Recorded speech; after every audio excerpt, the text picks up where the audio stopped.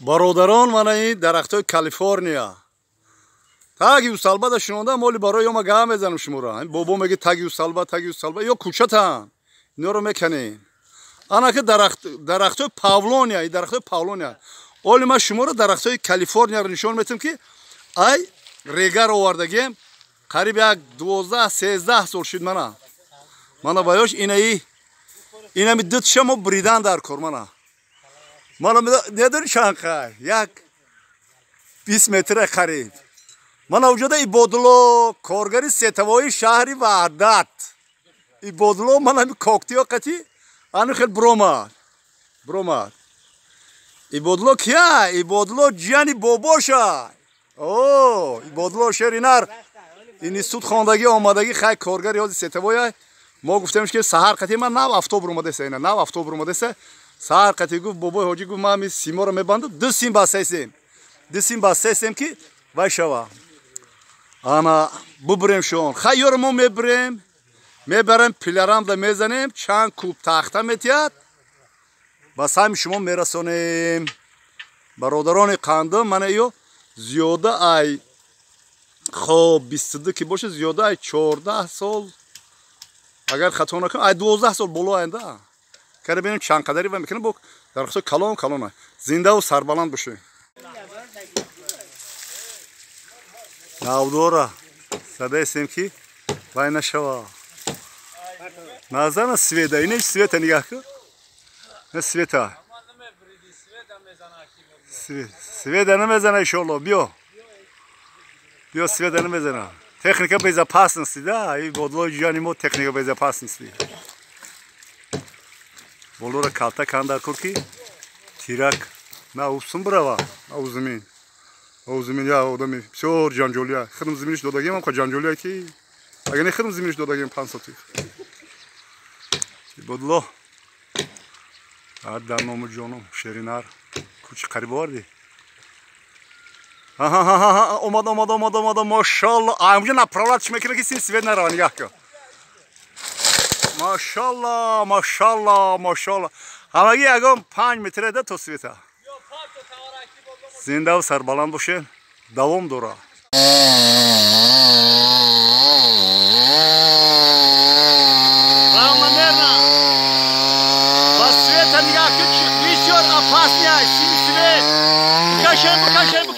بکشن رفت ماشاءالله شرای نر زنده باشه هرچه خلاص منا یک شب بریدم ایسیم سوید تخمینا یک 6-7 متر منا شرای الله اینا مصطفی بگن پلا نخت میگیره با کارو بود میکنه ابی خلوای هسته که به پول یکم کارو نمیکنه به حد اپاسنیه به حد مشکله باز نگاه کنیم باردم بچه‌ها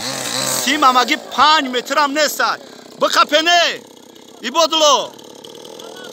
نگاه که به نتیش که بتین بیا پاسر ببر رسو کرده مرا بیا بکشه به حد اپاسنیه این نمیدون مشکل میشه یا بسم الله الرحمن الرحیم خدا مدد کن یا الله مهربان مدد کن یا الله مدد کن مشروق به سوید میمونه ترانسفورماتور مثل ماشاءالله رفت بکشه ماشاءالله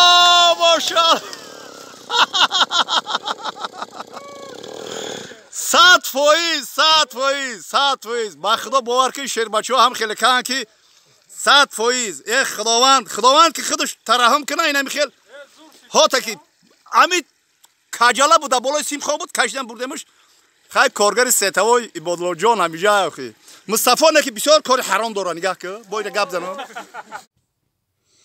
السلام علیکم و رحمت الله و برکاته برادران قندم جوانای محترم نواسای قند باباش زنده و سربلند باشین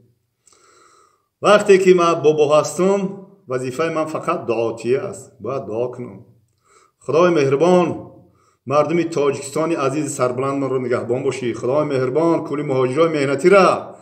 کلی مسافرها و غریبی را در پشت پناه اسمتی خودت نگهبان باشی. خدای مهربان مهاجرت مسافرت غریبی را بابا آسان بگردانی، رزق روزیش را زیادتر بگردانی. بعد از انجام کار، بعد از انجام مهاجرتی مهنتی، بعد از سفری کاری، بعد از انجام غریبی با سری بلند و تنی ساعت مغزی سالم و فیض و برکت دستی پر با وطن جان و برگشتن نصیب و روزیشون بگردونی. خدای مهربان چی مراد و مقصود و آرزوی نکی دارن به این مراد و مقصود و آرزوی نکشان برسونیشون. خدای مهربان خاک بگیرن، خاک در کف دست یا زر بگرده. الله اکبر. زنده و سربلند باشین برادران خندم. اول که خوب گوش دارم که نگاه کنم که نواسکای من، برادران من، بلوگرکایی که کار کردن، در کار فعالیت دارن، در غریبی هستن، در تاجیکستان عزیز سربلند هستن، چی احوال داشته باشن. ای احوالکای شما بلوگرای مهربان، ما شما با هم خبر میشم، گرچند که اینترنتی ما کم تر باشه، سوستن باشه، ما ای احوال شما خبر میشم، دیرم خبر شم با شما گفتنی دارم. بلوگرای محترم، شما رو یک کم تر نظارت کردن در کار، هرچند که شما اگر مرا بابارم قبول نکنید، مجبوری من بابای شما هستم، بابای بلوگرا هستم، مجبوری ریش سفید کردم، پخته وری سفید کردم در تاجیکستان عزیز سربلند تا مردن من شما سر کار دارم. زنده باشین. خب من نوارکا رو دیدین، نوارکا رو دیدین نه؟ بابا یادم ای اوجا گام میزنه، یادم ایجا گام میزنه، یادم ای قاوریستم گام میزنه، یادم ای لحاتیستم گام میزنه، یادم ملا میگیره خچه، یادم رازبورشی میگیره خچه، یادم بابا درش پخته بود کرد، همه جدا هسته، بابا همه جدا گام میزنه. من دیدین درختورا دیدین مهنتی کردگی من با میگم بابا تعریف کرد. خب مهنت که تعریف کرد آزیر من نه پیلارم دا میزنم کوبش گپتون میزنم. مهنت که به مهنت خاطر رسان کنیم که یکم راحت هم نیست، به مهنت فقط فهمده فریبه من گام میزنم. خودتون برادران خاندم، ما اگر سخنهای گپ زنم در تمام تیمه ها گپ زنم، ساعت ها گپ میزنم. افسوس که اینترنت سستای مگافون جان نمیدونم با خیلی بود یکم جنگ نکنم که قطعا چون میکنم. برادران خاندم همین درختها رو بریدن در لبی زمینی خدک مای، زمینی خدم شنوندگیم خاطر رسان کنیم که زمین همسایه در زلال نمیرسه، در اوجا کانالچه کندگیم، اوجا زمین با جیدو کردگیم. وقتی که افتو میبره سویا در زمین خدمت خوبم نیست، خیلی سویا زمین و سویا شوا خوب نیستن. بعد خیستم گفتم که هم درخت رو ببرم. وقتی که ما آدم روزگار دیده هستم، آدمی که میدونم پسیو بلندی های زندگی را، خیستم آستا رفتم اکولوژیا شهر وحدت. اوجا اکولوژیا رو من میشناسم که دوره دیوشیم یک تا رئیس میگن ناچلنیک اکولوژیا که شهرت جان توریستان خوبه گودک بود، یک گودک بود، یک خر و وقت بود. استوسا بعد ناچلنیک اکولوژیا مردک خوبه، انسان خوبه. من خیلی مردوی وطن دوست، مردوی درباره وطن، درباره مهنت، درباره تنجی و آرامی، چون خیلی کار دیده است. یا جدا کار کنی میفهمی، میبینی همه کارو حل میکنه، کارو اکولوژی را، کارو درختبری را ایسوسنا. و بعد با یک اکولوژی شوست را که بختیار معاونی و یک چیه رفتم گفتم من خیلی گفت که بابا جان گفتم چیکار کنم قانونی گردن که من میذارم یوتیوب دم پرتم همین کارو بار. من گفت که خیر من گفتین عرضه می نویسی بوجی دولتی رو میسپری مرحمت برا دگیجو هم داره. گفتم دلاوی زمین گفت دلاوی زمین تا تا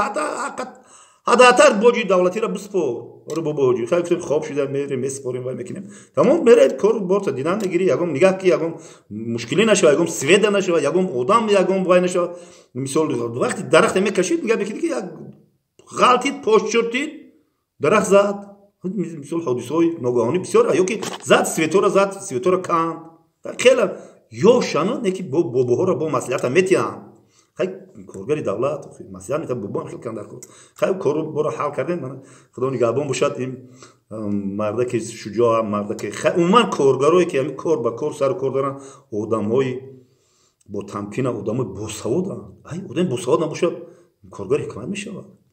برای همین قطعی معامله کم در کار طبق قانون رعایت کن در کار فعالیت کن طبق قانون. اخی از ما ببرم یا همسایه چی تاجی مردم خیلی برید در گام میزنم میگه بیا چسکو بیا اکالو بیا میره کور جزیر بولو خمر قانونی که بوجی دولتی رو بسپر بیا سری بلند کردی برا با خاطر رسون میکنم که خیلی گپا و ریشه سخن زیاد کردن مثل همون مردکایی که در سروی زمین در جورو دوایو چی هستن کو درخت شوندگی ان کو ای خدا بترسین درختو 20 متر شدن زمین همسایه را سویاگی میکنن پگا پرسیده میشه زمین همسایه را سویاگی کرده ریشوش 10 متر 20 متر رفته است شما میفهمید تگی زمین درآمده زمین کارا قطعی شما گپ بسیار خوش به گپ به خبر بکنین کارتون بکنین بوده در خودی که یا الله عریق درخت شونده یا درخت زور کرده یا کرده ما رئیس کلخون یا چیز داده برای نگهبانی اول دودهشون بیچاره همسایه دودا و داره جنجال داره گیره داره نکنین خیلی کو که سر کار میگیرین تا شما مسلمانه مسلمانی کار کنین همین یا درخت یا همین یا کمر 5 تا کمر خود مثال 100 درخت جواب شمیت یا همسر غم نته درخت تببور همسر غم نته گپو بسیارا خیلی که نوارو را ببینه و کنه نجات بسیار کارگر ستوای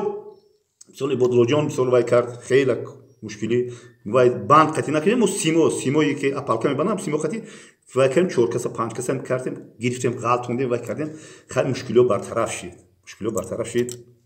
خب گفتنی ها بسیار دارم فقط کار کنیم که ای بلوگر سر کرده بلوگر روسیه تو بلوگر قشلاق بلوگر تاجیکستان تو همسایه ها تو هم قشلاق ها دوست برادر باشیم دوست برادر حق حلال بخوریم حرام خوری نکنیم حق حلال که پرسیدن میشوه گور وای کو ولی در وره گور گم میزنم زنده و سربلند باشه نوارو را